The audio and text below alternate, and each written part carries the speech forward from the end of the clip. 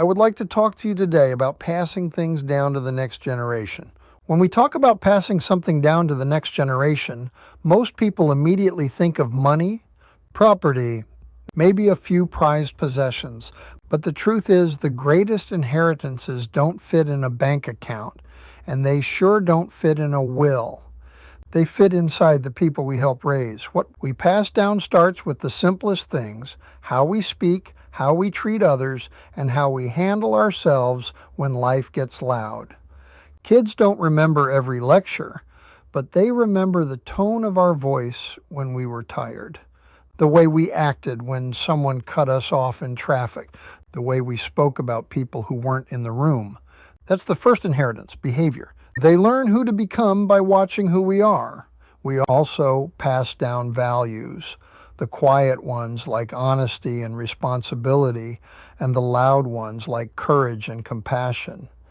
And whether we're aware of it or not, the next generation is already copying our footsteps.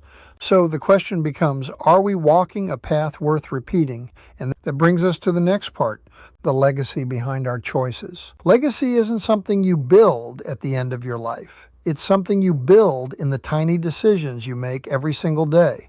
And the next generation is watching those decisions like a movie in high definition. What do we do when we fail? Do we blame others, or do we learn, adjust, and try again? That response becomes their blueprint for resilience. What do we do when we're afraid? Do we hide, or do we take a step forward anyway? That becomes their definition of courage. Even how we treat strangers leaves a mark. Kids learn kindness by watching how we handle the cashier, the server, the elderly person walking a little too slow ahead of us.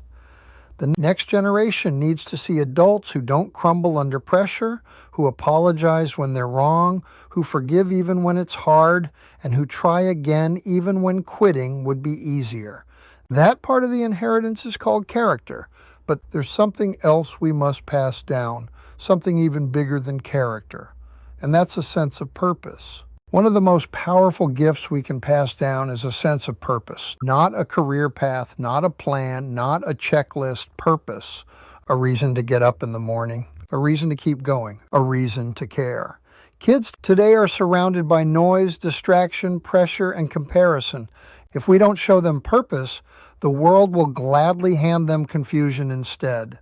Purpose comes from showing them that their life matters, that their voice carries weight, and that they can make a difference, even in small ways. Purpose also comes from showing them the joy of effort. Let them see us work with pride. Let them see us finish what we start. Let them hear us say, "This matters to me." Because when purpose is visible, it becomes transferable. But purpose alone isn't enough. The next generation needs something that grounds them, protects them, and guides them when they can't see 5 feet in front of them. That final gift is wisdom. Wisdom is the heirloom that outlives everything else. It's the combination of our mistakes, our victories, our scars, and our stories. And it is one of the greatest things we can hand to those who come after us.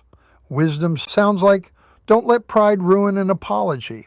It sounds like, a good name is worth more than a full wallet. It sounds like, listen twice as much as you speak.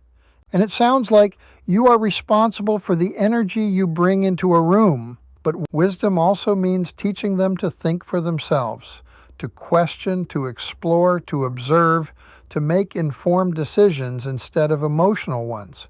Wisdom empowers them to walk confidently into a world we won't always be here to guide them through. What we pass down, our behavior, our values, our purpose, our wisdom, becomes the foundation they stand on. And long after we're gone, long after our voices fade, those gifts keep talking. They keep teaching. They keep guiding. And that is how we make the next generation stronger than the one before.